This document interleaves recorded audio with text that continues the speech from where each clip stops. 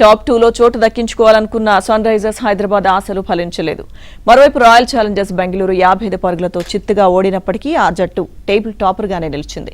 దీంతో ఈ నెల 26న జరిగే క్వాలిఫైర్ 1లో ఆర్సీబీ, గుజరాత్ పోటీ ఖాయమైంది.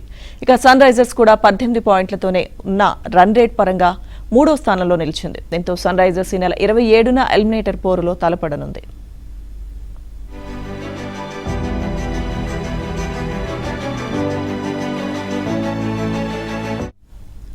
ఇక నిన్న జరిగిన ఈ మ్యాచ్లో ముందుగా సన్ రైజర్స్ 20 ఓవర్లలో 4 వికెట్లకు 255 పరుగుల భారీ స్కోర్ సాధించింది.